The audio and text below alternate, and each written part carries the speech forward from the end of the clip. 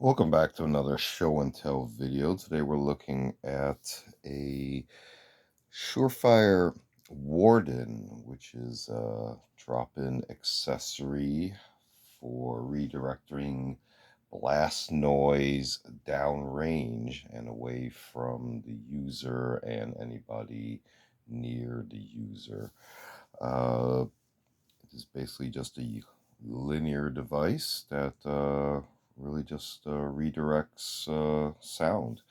So if we take a look at it, you can see the size of it is not very large. It's about finger length. And if we actually measure it with actual, we got about 3.5 inches and about 1.5 in diameter for those who may want to get a cover for it. And basically we got a tension lever here, and then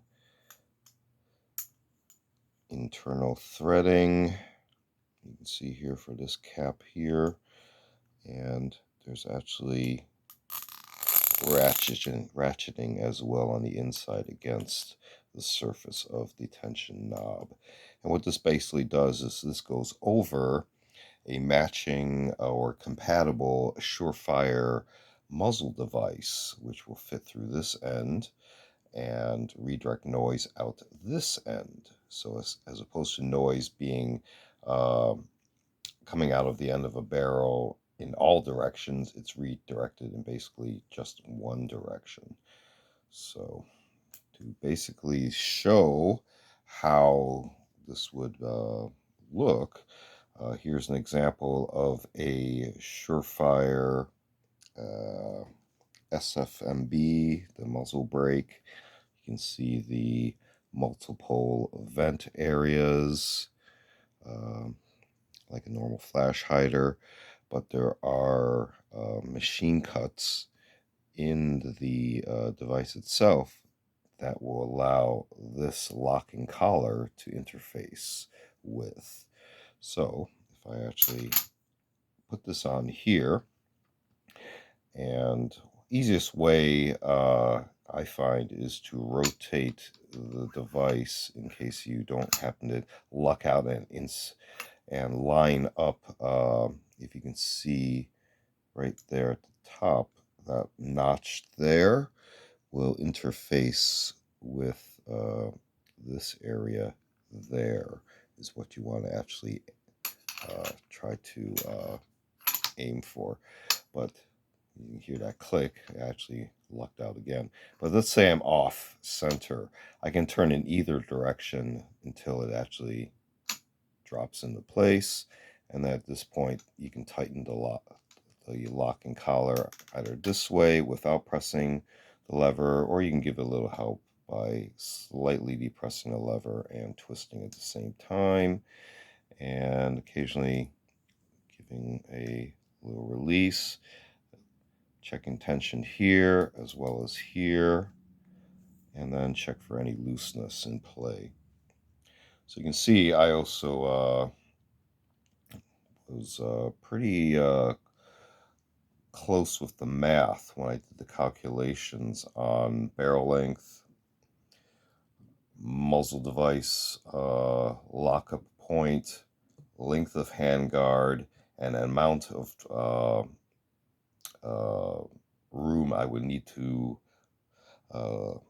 accommodate for the loosening of the locking collar, because you can see as it loosens, it takes up the space where the gap used to be. So you definitely need enough room for the loosened locking collar to move into location. Otherwise, you will not have a secure lockup on the devices, between the two devices themselves. But you can see still have about 0.5 millimeter, which is all you need.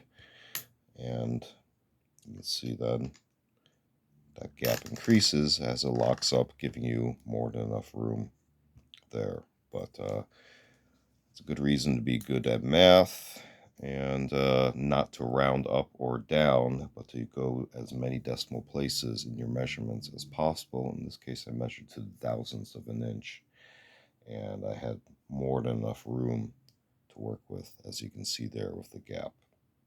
So again, plan ahead, do your math, and accommodate for this sort of thing here, where the maximum length actually includes the full travel of the locking collar itself.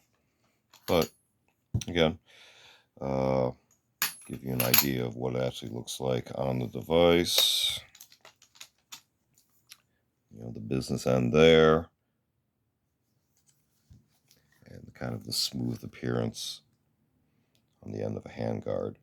Now, depending on the style of handguard, of course, you know, and how the ends are designed, you know, the appearance may vary, but this gives you a general idea on what your expectations might be. And you'll have and if you time everything correctly, the center axis of your locking collar should be right in line with the top middle of your item here, as well as your lettering. So that also basically depends on the timing of your muzzle brake as well, unless you're compensating, of course, for some sort of axial barrel flip. So in that case, that would vary as well. But there's really no lineup itself between the ends of the device versus how this will actually lock up in final location, particularly if you're putting this on numerous devices, or let's say if you have numerous wardens. Not all of them will exactly appear the same when you put them on the same device, just from the nature of manufacture, and that the fact that these really don't have any effect on where final trajectory ends up. But you can see there is a slight variation on location if I'm lining up the tops of the locks all in the same position there. You can see this one is quite in a very different position than these two, and these two vary a little bit as well. But again, this is the main point of travel for your projectile, and these are just where the displaced noise and gas goes. And it is basically a free-flowing device, as you can see, no baffles. So again, taking a look at SUREFIRE Wardens. Check them out. They also come in, I believe, black. I'm not sure if they have gray, so feel free to check out current product offerings from SUREFIRE. This has been another show and tell video. Feel free to check out other show and tell videos on the channel. We also do unboxing videos, as well as a selection of book review, media reviews. Feel free to check all those out. Feel free to like and subscribe, and thanks for watching. See you next time.